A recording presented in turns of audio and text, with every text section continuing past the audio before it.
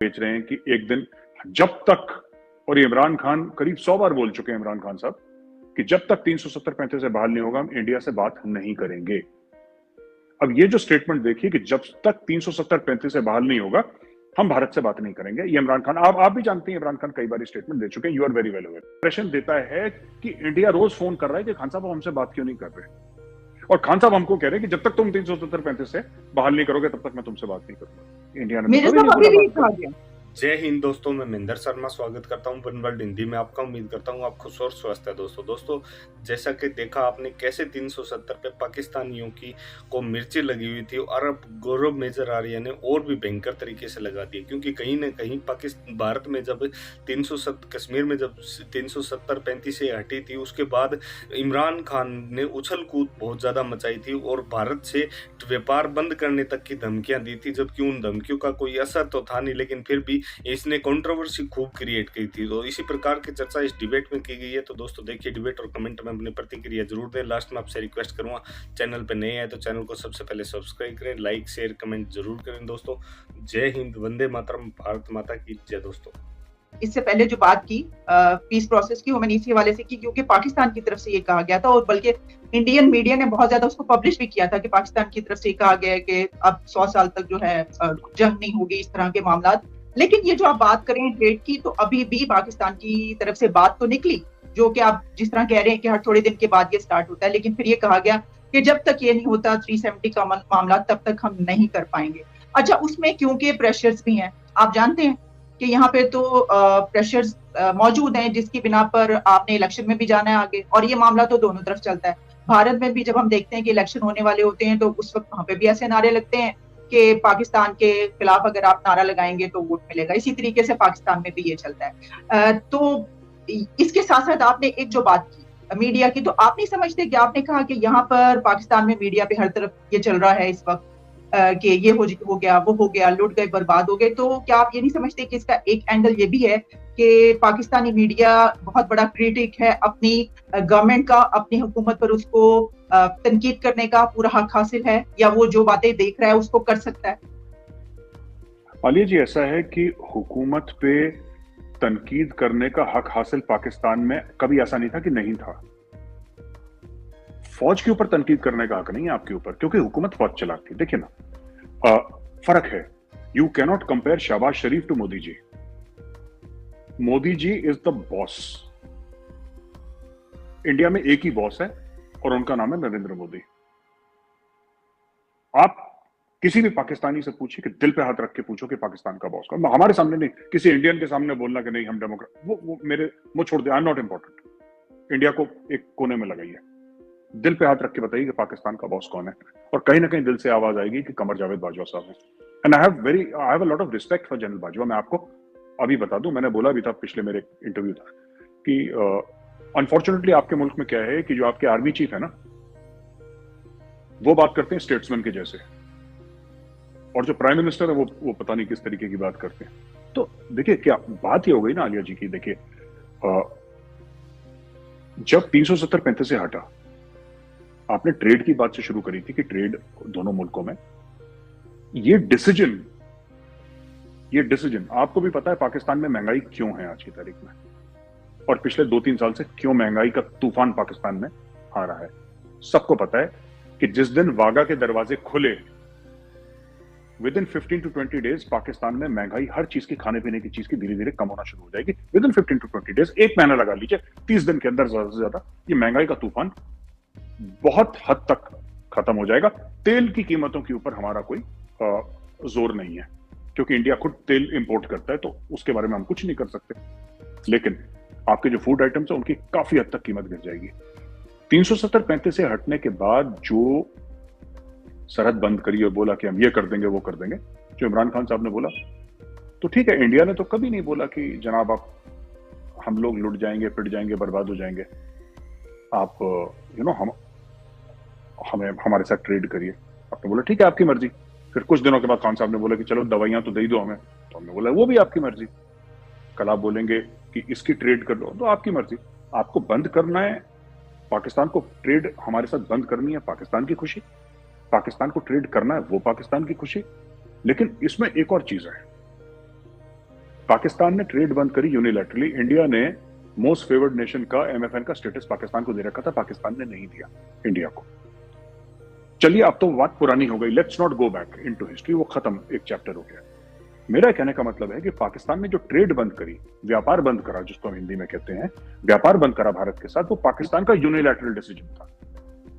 वो इमरान खान नियाजी का डिसीजन था कि भारत के साथ हम ट्रेड नहीं करेंगे जब तक 370-35 से बाहर नहीं होता। फिर उन्होंने दवाई मांगी, जैसा मैंने बोला, तो हमने बोला दवाई का कर लो ट्रेड, कोई दिक्कत नहीं। अगर कल इंडिया कहता है कि चाहे कुछ हो जाए, अब हमने करनी नहीं अगले 100 साल तक पाकिस्तान के साथ ट्रेड। आप देखिए पाकिस्तान में भी हाल क्या हो रहा है आलिया जी, कि आपकी 70% या 60% इकोनॉमी जो है आपकी एग्रीकल्चर पर डिपेंडेंट है। आपकी एग्रेरियन इकोनॉमी है पाकिस्तान की ज्यादातर। इसके बावजूद भी Pakistan is a net importer of food grains. आप लोग अनाज जो है, आपकी दाल, आपके जो गेहूं है, गंदम है, ये सब ये आप इंपोर्ट कर रहे हैं बाहर से, एक ऐसे मुल्क में जिसमें 70% किसान हैं, जिसमें खेती बाड़ी होती है। तो ये जो सिस्टम है, ये सिस्टम चल ही नहीं सकता। तो बात यह है कि मैं ये देखता हूं कि अगर पाकिस्तान से कुछ ऐसे स्टेप्स लिए जाते हैं, as an Indian, as a former Indian army officer, अगर आप मेरे सामने बोलेंगे कि आप, और ये बड़ा आपको मेरा अटपटा सवाल लगेगा, लेकिन ये मैं दिल से बोल रहा हूं और सच बात बोल रहा हूं, अगर आप मेरे सामने आसिफ अली जरदारी, शहबाज शरीफ, नवाज शरीफ, इमरान खान, ये चारों को रखेंगे और बोलेंगे कि आप as an Indian army officer आप किस पे भरोसा करते हैं, तो मैं चारों को अलग रख के मैं बोलूंगा मैं जनरल बाजवा पे भरोसा करता हूं। और उसका रीजन है, मैं कारण बताता हूं आपको। भारत से दुश्मनी करना या भारत से दुश्मनी रखना, भारत से लड़ना, वो जनरल बाजवा का फर्ज है। तो अगर जनरल बाजवा भारत के खिलाफ कुछ बोल रहे हैं, that's okay, that's his job. ये अमन का फाख्ता उड़ाने के लिए उन्होंने वर्दी नहीं पहनी है, उन्होंने जंग लड़ने के लिए वर्दी पहनी है, अपने मुल्क का दिफा करने के लिए वर्दी पहनी है, तो वो तो उनका काम है ना। तो why should I say that he is a bad person because he is doing his job? No, वो अपने लिए अच्छे हैं, हम अपने लिए अच्छे हैं। पर जैसा मैंने पहले भी एक शो में बोला, वो बंदा दोगला नहीं है। दुश्मनी है तो है, दोस्ती है। देखिए, ही इज वेरी क्लियर। अभी वो नवंबर में चले जाएंगे, नवंबर में रिटायर हो रहे हैं, and he has made it very clear that मुझे एक्सटेंशन नहीं चाहिए। तुम ऑफर भी करोगे, मैंने मना ही करना है, तो अभी समझ लो मैं कोई और आर्मी चीफ आ जाएगा, अब जो भी आ जाए army chief. But the fact of the matter is that we can not engage with general Bajwa directly. हम जनरल बाजवा के साथ डायरेक्टली एंगेज नहीं कर सकते, क्योंकि as a democracy we would like to engage with the democratic leaders of Pakistan. और मेरी नजर में पाकिस्तान में अगर कोई एक बंदा है जिसकी क्रेडिबिलिटी है, वो जनरल बाजवा है। बाकी ये देखिए, आज शहबाज शरीफ है, कल कोई और आ जाएगा, परसों तीसरा आ जाएगा, ठीक है। और मैं ये नहीं कह रहा कि पाकिस्तानी आर्मी ने गलत काम नहीं करे, पाकिस्तानी आर्मी ने कई गलत काम भी करे हैं, पाकिस्तानी आर्मी ने मार्शल लॉ भी लगाए, सब कुछ। मैं जनरल बाजवा की बात कर रहा हूं, मैं पाकिस्तानी फौज की बात नहीं कर रहा।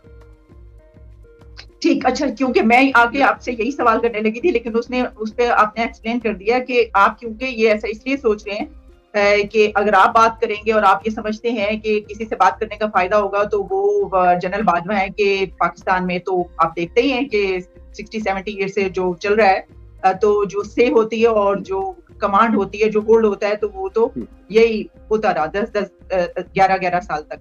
तो शायद इस वजह से आप ये कह रहे हैं, लेकिन आपने ये कहा कि नहीं, मैं ये समझता हूँ कि ये जो है, मैं इनके हवाले से ये बात कर रहा हूँ।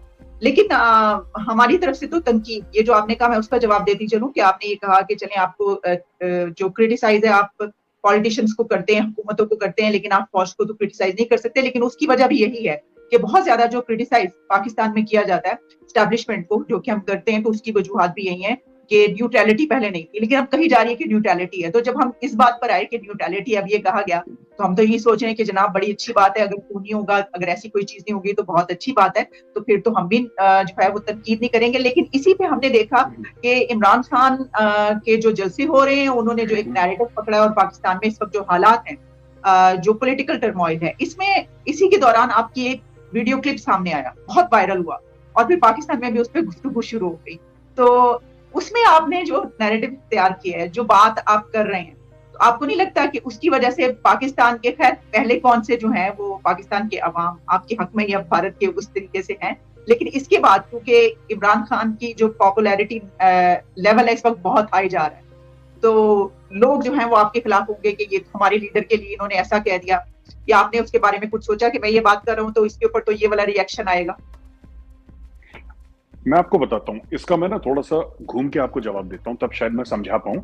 जो भी आपके व्यूअर्स हैं, आप तो जियो पॉलिटिक्स फॉलो करती हैं, आपको समझ में आ जाएगा, लेकिन व्यूअर्स शायद ना फॉलो करते हो।